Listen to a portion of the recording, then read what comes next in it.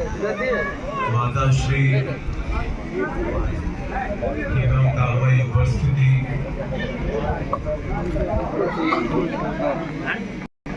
सूर्यवीर महायज्ञ 17-18 दिसंबर विश्व की सांस्कृतिक राजधानी वाराणसी में विहंगम के 100वें वार्षिक उत्सव के रूप में अध्यात्म का एक उत्कर्ष जो प्राकृतिक उत्कंठा से ऊपर उठाती है और के लिए उसके संताप से ऊपर उठकर आध्यात्मिक बड़ा ऐसी बना रहे हो शक्ति की और प्रवाह के साथ साथ लौकिक कामनाओं की पूर्ति जो हमारे जन्मों से जुड़ी है, जो हमारे इस जन्म के सदकर्म है, उसके अच्छे सदकर्मों के फल से जुड़ी है। उसके लिए हम सद्गुरुदेव का आवाहन करते हैं। आज के इस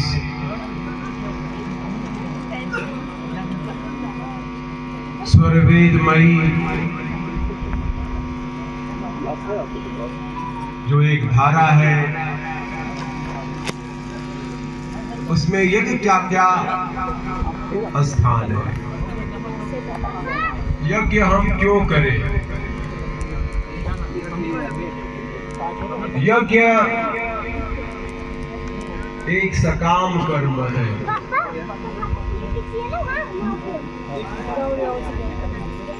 हम देखते हैं प्रायः हमारे जीवन में तत्क्षण कई तरह की ऐसी घटनाएं होती हैं जिससे हमारा मन दूषित हो जाता है और यह मन रंगों में एक तरह की श्रृंखला उत्पन्न करता है जिसमें हम बस मनों की श्रृंखला में मनोभावों की श्रृंखला में बहते चले जाते हैं और हम देखते हैं कि जब मन अशुद्ध होता है, अंतःकरण अपवित्र होता है, तो हमारी इंद्रियां चंचल हो जाती हैं और इसका प्रवाह और प्रभाव हमारी वाणी में भी चला आता है, वाणी भी हमारी चपल हो जाती है। तो मन के इस रूप को कैसे हम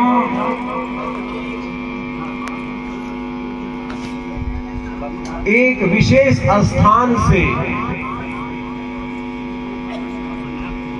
एक आधार पर, जो आधार आध्यात्मिक है, जो मन बुद्धि इंद्रियों से परे है, उपरम है, वहां पर एक विशेष सत्ता का आवाहन करके जो हमारी वृत्तियां हैं वह शांत हो जाए और हमारी चेतना का विकास हो, इसका समुच्चय यंत्र यज्ञ है और इसी यज्ञ में आज हम सभी समुपस्थित हैं। तो यज्ञ अगर देखा जाए एक विशेष इसकी व्याख्या है। अगर आप को कुछ शब्दों में इसे समझना हो तो हम यह कह सकते हैं कि यज्ञ हम क्यों करें। अगर कोई व्यक्ति कहे, पूछे कि हम यज्ञ क्यों करें, तो इसका बहुत ही साधारण सा एक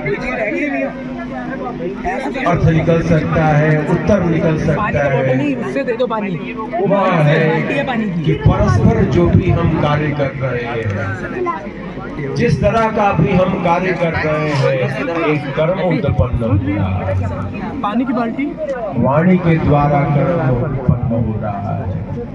हम जो सोच रहे हैं, मन में जो हमारे अंदर विचार उत्पन्न हो रहे हैं, वो भी एक तरह की कर्म धर्म को पैदा कर रहे हैं। तक माता जी का विलय लेके कभी माता जी तक बैठी ना, इसे रवि पूरा रेंड को घुमाते घुमाते वीडियो को पूरा बना लीजिए। ठीक है, ठीक है, छोटे ना ठीक है।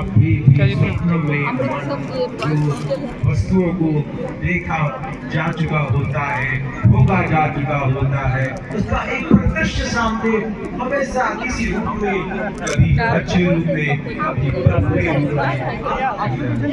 मन का एक बहुत बड़ा है, एक बहुत बड़ी श्रृंखला है। कहेंगे तो पीछे अलग होकर, उपरम होकर एक नई दृष्टि के साथ, एक उत्कर्ष के साथ अपने व्यक्तियों से ऊपर उठकर ऐसे महान कार्यों को संपादन, इसलिए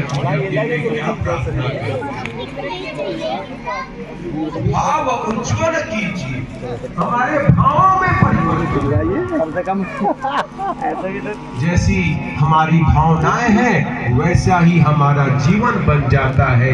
यह एक ऐसा माध्यम है, हम अपनी भावनाओं से ऊपर उठकर, चाहे वह भावनाएं उचित हो अनुचित हो, उससे ऊपर उठकर एक सम्यक दृष्टिकोण के साथ समाज में सद्भावना उत्पन्न करें। समाज में सद्भावना कब होगी? जब हमारी चेतना, हमारी दृष्टि सम्यक होगी। यज्ञ एक ऐसा माध्यम है जिसके द्वारा हमारे अंदर वह सम्यकता उत्पन्न हो जाती है, क्योंकि हम अपने भावों से ऊपर उठते हैं। हम कैसा महसूस कर रहे हैं, अभी क्या है, हम जैसा महसूस करते हैं वैसा व्यवहार करते हैं। क्या यह आवश्यक है कि हम जैसा अनुभव करें वैसा व्यवहार भी करें? क्या यह आध्यात्मिक तत्व है? नहीं, यह मन की जड़ता है, वृत्तियों की वासना है। यज्ञ क्या कहता है? इससे ऊपर हम व्यवहार उत्पन्न करेंगे, हम व्यवहार हमेशा उत्तम ही करेंगे, चाहे हम कैसा भी अनुभव कर रहे हो। यह यज्ञ का संदेश है। चाहे परिस्थितियां कुछ भी हो, हमारा उन परिस्थितियों से व्यवहार अच्छा होगा। अगर ऐसी व्यापकता के साथ हम जिएंगे तब यज्ञ की परिपक्वता होगी। तो आप जिस यज्ञ में बैठे हैं, केवल यह स्वाहा स्वाहा नहीं है, यह स्वाहा है आपकी वृत्तियों की, यह स्वाहा है जिस तरह का आप अनुभव कर रहे हैं उससे कहीं ज्यादा आप अपना व्यवहार रखेंगे, उसका यह वास्तविक अर्थ है। यही वास्तव में स्वाहा है। इसीलिए आज के इस परिसर में भौतिकवाद के इस आप देख रहे हैं कितना उहापोह है पूरे इस भूमंडल पर। एक तरह का वातावरण आप देख रहे हैं, मन बड़ा दुखित हो जाता है। कभी कभी लगता है कि इतना पोलराइज्ड वर्ल्ड, इतना विभक्त विश्व कभी हुआ ही नहीं था, और बड़े दुख के साथ कहना पड़ता है। कभी ऐसा लगता था कि हमारे साथ समाचार उपलब्ध हो जाएंगे, ज्ञान आ जाएगा, ज्ञान की प्रचुरता से हमारे अंदर दिव्यता आ जाएगी, लेकिन ऐसा नहीं है। ज्ञान तो आज प्रचुर मात्रा में बहुत ज्यादा उपलब्ध हो चुका है, लेकिन क्या शांति है? क्या शांति हो पाई? नहीं हो पाई। मन उतना ही उद्वेलित हो उठता है। और आज पूरे विश्व में आप देख रहे हैं धर्म के नाम पर जो भी विभक्तिकरण हो चुका है, तरह तरह के धर्मावलंबी किस रूप में आ रहे हैं। ऐसा लगता है कि समाज और ये धर्म के नाम पर और विभक्तिकरण बढ़ता ही जाएगा, और जैसे लगता हो युद्ध की स्थिति बन रही हो। ऐसी स्थिति में सबसे अच्छी अवस्था का नाम है विहंगम योग का दृष्टिकोण, जो सम्यक है, जो हमारे मनोभाव से ऊपर उठा देता है, और उसका एक बहुत बड़ा अंग है विहंगम योग और स्वरवेदमयी यज्ञ।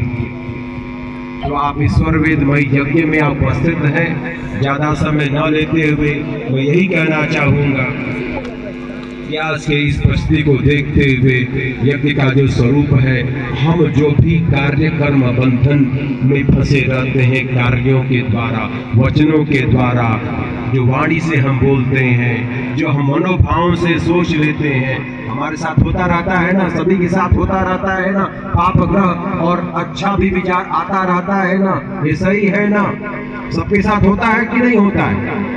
तो यज्ञ एक ऐसा माध्यम है कि हम इस स्मरण से, अभी क्या होता है कि हम जो भी कार्य करते हैं कहीं न कहीं हमारे यहाँ चिपक जाता है और छोड़ता नहीं, हम मन में जैसा कोई ग्लू लगा दिया।